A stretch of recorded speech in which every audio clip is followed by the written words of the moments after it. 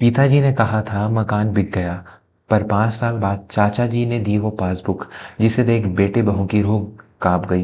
नमस्कार दोस्तों, मैं हूँ विवेक। आज की कहानी उन संतानों की आंखें खोलने के लिए है जो अपने माता पिता के कठोर फैसलों के पीछे छिपे अपार प्रेम को नहीं देख पाते। मेरे बचपन का अभिन्न मित्र सोमनाथ एक ऐसा व्यक्ति जिसने जीवन भर अपने परिवार के लिए अपना सब कुछ न्यौछावर कर दिया। लगभग 5 वर्ष पूर्व वह मेरे खाली पड़े पुराने मकान में किराएदार बनकर रहने आया था। नियति का खेल देखिए, उसे गुजरे हुए अभी 1 वर्ष ही बीता था कि अब उसकी धर्मपत्नी मेरी भाभी कमला भी परलोक सिधार गई। कल कमला भाभी की 13वीं की रस्म पूरी हुई थी। पूरे एक घर में सन्नाटा पसरा था। अगरबत्तियों की महक के बीच दुख का भारीपन हवा में तैर रहा था। आज उनके न रहने पर उनके उस सूने घर की ओर कदम बढ़ाते हुए मेरा हृदय बैठा जा रहा था। मेरे पास सोमनाथ की एक अमानत थी, एक ऐसा राज जो अब तक मेरे सीने में दफन था। मैंने सुबह ही सोमनाथ के बड़े बेटे राकेश को दूरभाष पर सूचना दे दी थी। मैं आज शाम को एक अत्यंत आवश्यक कार्य से तुम्हारे घर आऊँगा। परिवार के सभी सदस्य मुझे घर पर ही मिलना। जब मैं शाम को उनके घर पर पहुंचा तो घर का वातावरण बोझिल था। राकेश की 5 वर्षीय नन्ही बेटी शिखा मुझे देखते ही दौड़कर आई और मेरे पैरों से लिपट गई। उसकी मासूम आंखों ने अपने दादा दादी को खोने का गम नहीं, बल्कि एक अनजान सा खालीपन था। मैंने अपनी जेब से चॉकलेट निकाल कर उसे दी। धन्यवाद दादू, वह अपनी तोतली जुबान से मैं बोलकर बाहर खेलने भाग गई। राकेश अपनी पत्नी अलका, जिसके चेहरे पर अब उम्र और चिंताओं की लकीरें साफ दिख रही थी, मेरे लिए जल का पात्र ले आई।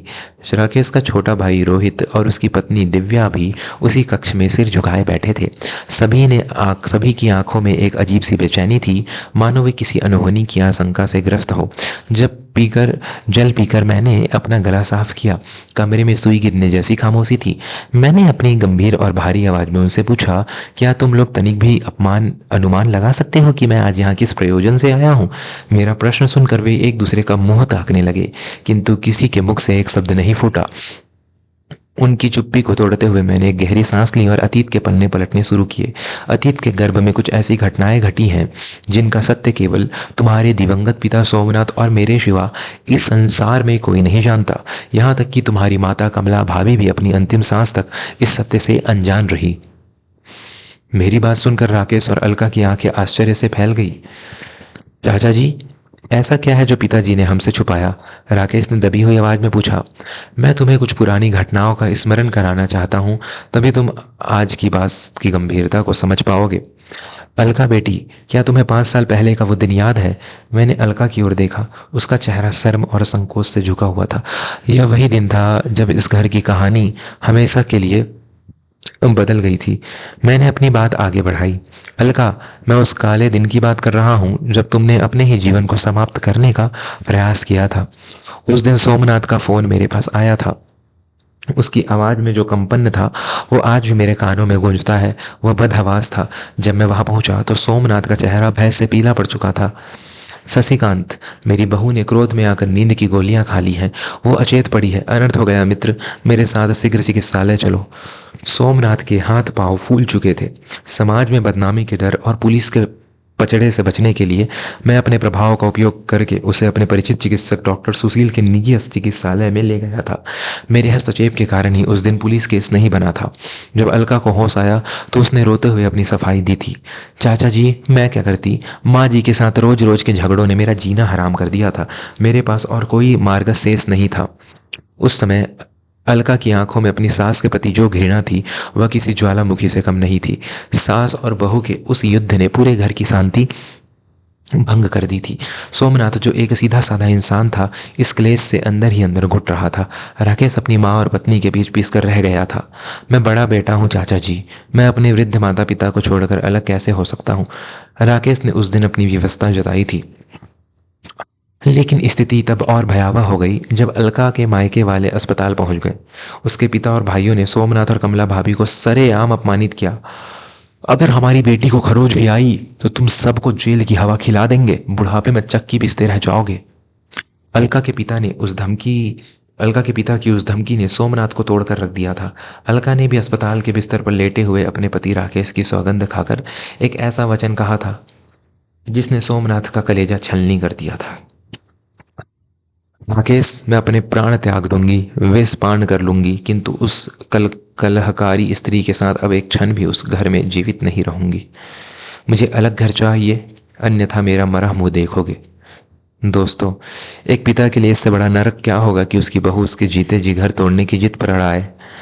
अस्पताल के बाहर बगीचे में सोमनाथ उस दिन एक छोटे बच्चे की तरह मेरे कंधे पर सिर रखकर बिलक बिलक कर रोया था। शशिकांत मेरा घर जल रहा है, कमला का अहंकार और अलका की जिद, इन दोनों ने मेरे हंसते खेलते परिवार को श्राप दे दिया है। हम दोनों घंटों तक समस्या का समाधान खोजते रहे। समस्या की जड़ यह थी कि कमला भाभी को लगता था कि वह घर की मालकिन है और बहू को उनकी उदासी बनकर रहना चाहिए। वहीं अलका, नई जमाने की लड़की, अपनी स्वतंत्रता पर किसी भी प्रकार का अंकुश सहन नहीं कर सकती थी। दोनों के अहम के टकराव में सोमनाथ और राकेश को की बलि चढ़ रही थी। तभी मैंने सोमनाथ को एक ऐसा कठोर उपाय सुझाया जिसे सुनकर उसकी रूह कांप गई थी। सोमनाथ, अगर तुम्हें अपने परिवार को टूटने से बचाना है तो तुम्हें निर्मम बनना होगा।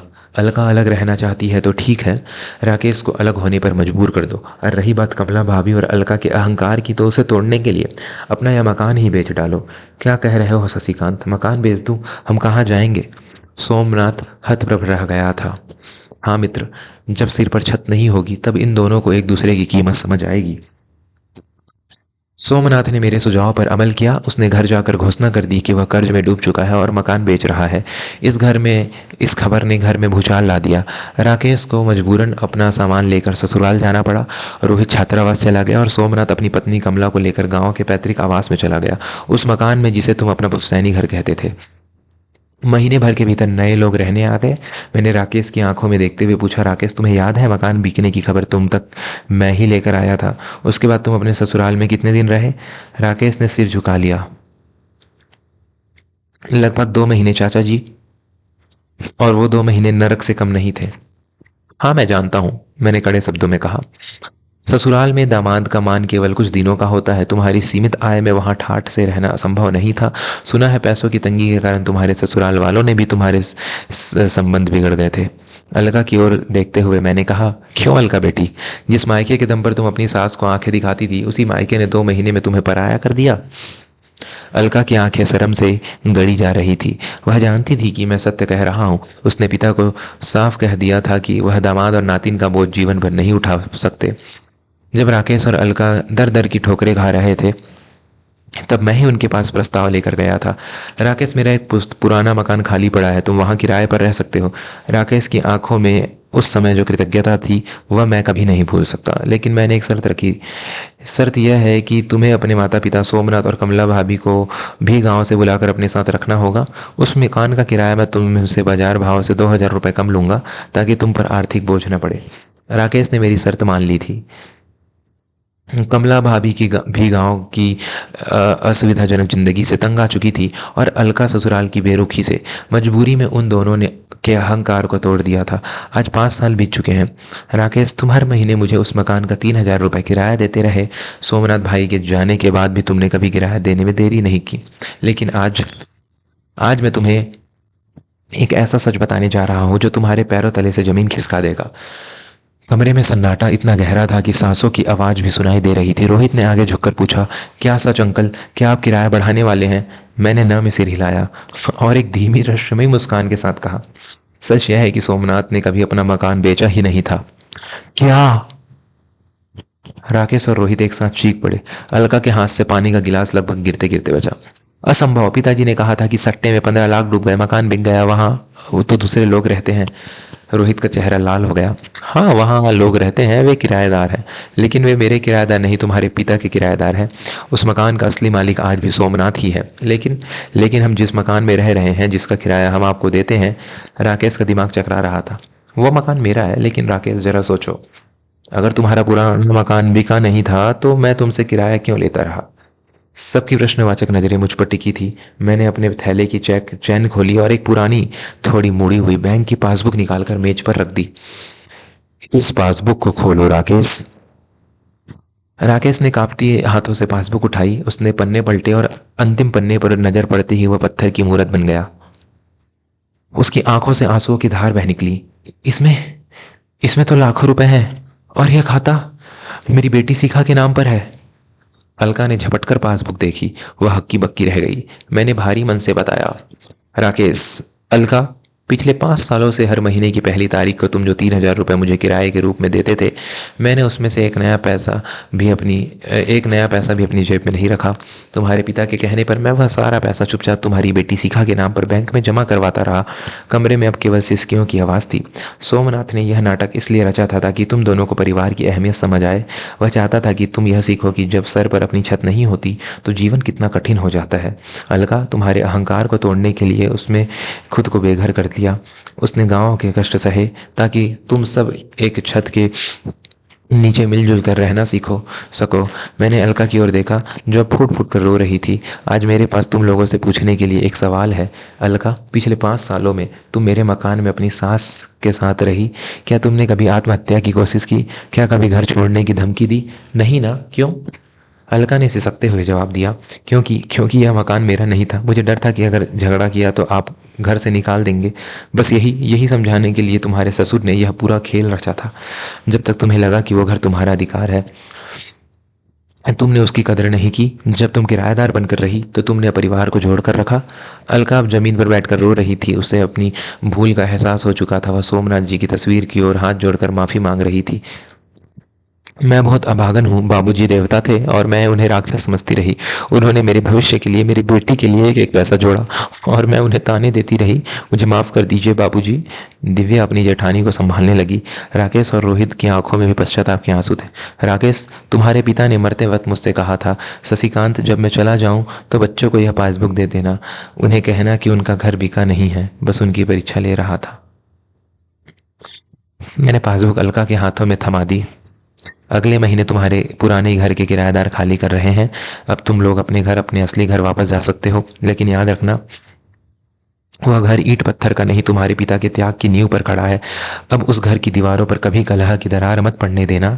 कमला भाभी और सोमनाथ की आत्मा को शांति तभी मिलेगी जब तुम सब प्रेम से रहोगे। राकेश उठकर मेरे गले लग गया। उसका शरीर हिचकोले ले रहा था। अंकल, हम कसम खाते हैं, अब हम कभी नहीं लड़ेंगे। हम बाबूजी के संस्कारों को कभी नहीं भूलेंगे। मैंने रोहित, अलका और दिव्या के सिर पर हाथ फेरा। सोमनाथ की तस्वीर की ओर देखा तो लगा कि मेरे दोस्त के चेहरे पर एक संतोष भरी मुस्कान है। उसका परिवार अब सुरक्षित था और उसका घर फिर से घर बनने वाला था।